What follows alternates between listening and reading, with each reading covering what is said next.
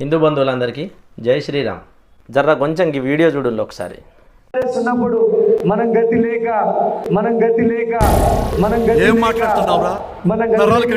ప్రజలు ఓటేసి గెలిపించినా కూడా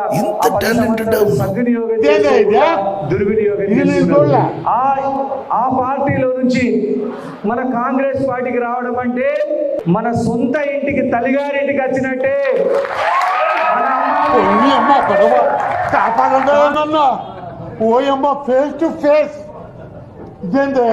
ఇవన్నీ అంటుండే ఏంటంటే తెలంగాణ ప్రజలకు గతి లేక బీఆర్ఎస్ పార్టీకి ఓటేసి కేసీఆర్ని గద్దెనెక్కించి మనం ఇది చేసినాం, అందరూ పుట్టింటికి వస్తున్నారు అని చెప్పేసి మాట్లాడుతున్నాడు కదా. తెలంగాణ ఉద్యమం జరిగినప్పుడు అన్న అమెరికాలో మంచిగా పనుకున్నట్టున్నాడు, అందుకే తెలంగాణలో ఏం జరిగిందో అన్నకు కరెక్ట్ క్లారిటీ లేదు కాబట్టి క్లారిటీ లేని మాటలు మాట్లాడుతున్నాడు. అన్న నువ్వు అన్నావు కదా గతి లేక తెలంగాణ ప్రజలు కాంగ్రెస్ని అద్దని బీఆర్ఎస్కు ఓటేసిందని అంటున్నావు కదా, గతి లేక కాదన్న, ఈ తెలంగాణ యొక్క చరిత్ర తెలుసుకొని బీఆర్ఎస్ పార్టీని గద్దెనెక్కించిండ్రు. కాంగ్రెస్ గతి లేక కాదు, ఆ రోజు కాంగ్రెస్ మస్తు స్ట్రాంగ్ ఉండే. ఏదైతే నువ్వు చెప్తున్నావు కదా ఇటలీ తల్లి, ఆ అవ్వ డిసెంబర్ 9 నాడు తెలంగాణ ఇచ్చేసినామని ప్రకటన ఇచ్చిన తర్వాత ఆంధ్రోళ్లకు భయపడి గవర్నమెంట్ కూలిపోతుంది అనుకొని భయపడి ఏం చేసింది, ఇచ్చిన తెలంగాణని వాపసు తీసుకున్నది. దాని తర్వాత తెలంగాణ కోసం ఎందరో ప్రాణత్యాగాలు ఇచ్చి గొడవలు చేసి సకల జనుల సమ్మెలు చేసి రాస్తారోకోలు చేసి ట్రైన్ లాపి ధర్నాలు చేసి కాంగ్రెస్ నాయకుల్ని నిలదీసి అడిగితే అప్పుడు తెలంగాణ వచ్చింది. అన్నా నువ్వు అన్నట్టు అప్పుడు ఇదే జై తెలంగాణ అంటున్నటువంటి ఇప్పటి రాజకీయ నాయకులు మీరు ఏదైతే ప్రలోభాలకు గురి చేసి ఖాతాలో జమ చేసుకుంటున్నారు కదా, ఇదే నాయకులు ఒకప్పుడు టీడీపీ కాంగ్రెస్ ఎంఐఎంలు ఉన్నటువంటి వాళ్ళు తెలంగాణ ఉద్యమం చేసినప్పుడు మీరు రండిరా బాబు తెలంగాణ గురించి ఏదైనా ఒకటి చేద్దామని చెప్పినప్పుడు మేము సపోర్ట్ చేయమని చెప్పేసి మాట్లాడిన టీడీపీ నాయకులు కావచ్చు, మేము సపోర్ట్ చేయమని చెప్పినటువంటి మీ కాంగ్రెస్ నాయకులు ఈరోజు బీఆర్ఎస్ గెలిచినప్పుడు బీఆర్ఎస్లో పోయి జాయిన్ అయినరు, పదవులు తీసుకున్నారు, అన్నీ దోసుకున్నారు. మళ్ళా ఇవాళ తెలంగాణ గురించి తెలుసుకోక మతిమరిచినటువంటి కొందరు నాయకులు కొందరు ఓటర్లు ప్రభావితంకు గురై ఏం చేసిండ్రు, ఈరోజు మళ్ళా ఇదే కాంగ్రెస్ని గద్దె మీదకి తీసుకొచ్చిండ్రు. ఎందుకు, ఇప్పుడున్న రాజకీయంలో గత్యంతరం లేక గతి లేక కాంగ్రెస్ని తీసుకొచ్చిండ్రు. ఇది నువ్వు మర్చిపోయి ఏం మాట్లాడుతున్నావు, ఒకప్పుడు తెలంగాణ ప్రజలకు గతి లేక టీఆర్ఎస్ ప్రభుత్వాన్ని తీసుకొచ్చిందని అంటున్నావు కదా. అయ్యా దొర, టీఆర్ఎస్ ప్రభుత్వం అప్పుడు ఉన్నప్పుడు తెలంగాణలో ఉన్నటువంటి కోట్ల మంది కాంగ్రెస్ని అద్దనుకొని కాంగ్రెస్ చేసినటువంటి మోసాల్ని తెలుసుకొని కాంగ్రెస్ని గద్దె దించి టీఆర్ఎస్ ప్రభుత్వాన్ని ఎన్నుకున్నారు, గతి లేక కాదు దొర. ఇంకో విషయం ఏంటంటే ఆ రోజు కూడా బీజేపీ ప్రభుత్వం ఏదైతే ఉందో సుష్మా స్వరాజ్ కానీ అటల్ బిహారీ వాజ్పేయి కానీ ఏమని చెప్పిండు, తెలంగాణ ప్రభుత్వం తెలంగాణని ఏర్పాటు చేసుకోవచ్చు, మా పూర్తి మద్దతు ఉంటుందని చెప్పేసి ఆ రోజు బీజేపీ చెప్పింది.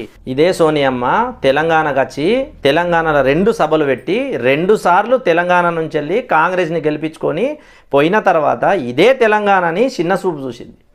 ఇదే సోనియమ్మ తెలంగాణకు వచ్చి తెలంగాణ ఇచ్చేసినామని ప్రకటించి నా మాటని రిటర్న్ తీసుకున్నది.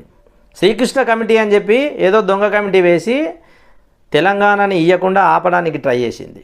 అప్పుడు తెలంగాణ వాళ్ళకు సోయొచ్చి తెలంగాణ ఇవ్వకుండా మాట తప్పినావు కాబట్టి సోనియమ్మ నిన్ను గద్దె దించుతున్నామని చెప్పేసి తెలంగాణలో అసలు కాంగ్రెసే లేకుండా చేసింది. ఈ 10 సంవత్సరాలల్లో కేసీఆర్ కొన్ని తప్పులు చేసిండొచ్చు, కానీ కొన్ని మంచి కూడా చేసిండు.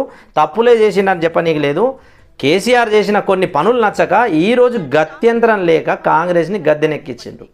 ఈరోజు కూడా ఆదిలాబాద్లో గత్యంతరం లేకనే నీ పార్టీలో జాయిన్ అవుతున్నారు, కానీ లేకపోతే ఈ పార్టీలకు వచ్చే ఆస్కారమే లేదు. బీజేపీలో ఉన్నటువంటి కార్యకర్తలు చిన్న కార్యకర్త నుంచి వెళ్ళి పెద్ద స్థాయి వరకు ఉన్న రాజకీయ నాయకులు కూడా బీజేపీలో ఉన్నవారు ఎప్పుడూ ప్రలోభాలకు గురిగారు. బీజేపీ నాయకులు అధికారం కోసం పార్టీలు మారరు. బీజేపీలో ఉన్నవాళ్ళు దేశం కోసం ధర్మం కోసం హిందువుల శ్రేయస్సు కొరకు మాత్రమే పనిచేస్తారు. మీలాగా ఇప్పుడు నీ దగ్గర వచ్చినటువంటి వాళ్ళలాగా కండువలు మార్చుకునే వాళ్ళు కాదు. నువ్వేదైతే అంటున్నావు కదా, ఇప్పుడు నీ దగ్గర ఎవరైతే కండువలు మార్చుకున్న లీడర్లు ఉన్నారో కార్యకర్తలు ఉన్నారో వీళ్ళు ఏం చేస్తారంటే ఒకవేళ బీఆర్ఎస్ ప్రభుత్వం ఉంటే బీఆర్ఎస్ కండువ వేసుకుంటారు, కాంగ్రెస్ ప్రభుత్వం వస్తే కాంగ్రెస్ కండువ వేసుకుంటారు, ఎంఐఎం ప్రభుత్వం వస్తే ఎంఐఎం కండువ కూడా వేసుకుంటారు. బీజేపీ కార్యకర్తలు అనేటోళ్ళు కట్టర్ కార్యకర్తలు. వీళ్ళు నీవు పెట్టే ప్రలోభాలకు గురై కండువలు మార్చుకునేటోళ్ళు గారు. ఎవరన్నా ఎప్పుడన్నా బీజేపీ కార్యకర్తని పిలిచి మా పార్టీలకు రా నీకు ఇది ఇస్తాం అది ఇస్తాం అని చెప్తే అన్నా ఈ కండువ నేను డబ్బుల కోసం వేసుకోలేదు, ఈ కండువా నేను నా ఆత్మాభిమానం కోసం, నా హిందూ ధర్మం కోసం వేసుకున్నామని చెప్తారు. తెలంగాణలో కాంగ్రెస్ ప్రభుత్వం వచ్చినప్పుడు ఇదే తెలంగాణ ప్రజల్ని కొట్టిండ్రు, జైల్లో పెట్టిండ్రు, హింసలు, చిత్ర హింసలు పెట్టిండ్రు. ఇదే ఆదిలాబాద్లో కూడా రాస్తారోకులు ధర్నాలు చేస్తే పోలీస్ స్టేషన్లో ఒకసారి పోయి నువ్వు చెక్ చేసుకో, కుప్పలు కుప్పలుగా కేసులు ఉంటాయి. ఇంత దూరం ఎందుకు పోతున్నావు? నీ పక్కకు ఎవరైతే నిల్చొని ఉన్నారు కదా, తెలంగాణ ఉద్యమం అప్పుడు పోరాటం చేసిన వాళ్ళు కొందరు ఉన్నారు కదా, వాళ్ళ పేర్ల మీద తెలంగాణ అప్పుడు కేసులు అయిన వాళ్ళు చాలా మంది ఉన్నారు. నువ్వు చేసుకుంటున్న వాళ్ళు కూడా ఉన్నారు.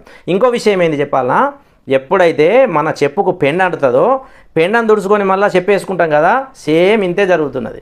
ఈ పెండ ఒకప్పుడు అంటింది, ఆ పెండని అడుక్కున్నారు, మళ్ళీ అదే చెప్పేసుకున్నారు, మళ్ళీ పెండ అంటింది, గంతే. ఇక్కడ జరిగింది మాత్రం అంతే. ఈ పెండని మళ్ళీ దులిపేసుకుంటారు. అమెరికా నుంచి వచ్చి ఆదిలాబాద్లో మాటలు మాట్లాడేసినంత మాత్రాన ఆదిలాబాద్లో జనాలు నమ్మరు. ఆదిలాబాద్లో ఉన్న జనాలు చాలా తెలియపరులు, నీకు ఖచ్చితంగా గుణపాఠం చెప్తారు. ఇంకా తెలిసేది మస్తుంది. రేవంత్ అన్న, నువ్వు చేసినావు కదా కరెంటు బిల్లు 200 యూనిట్లు ఫ్రీ అని.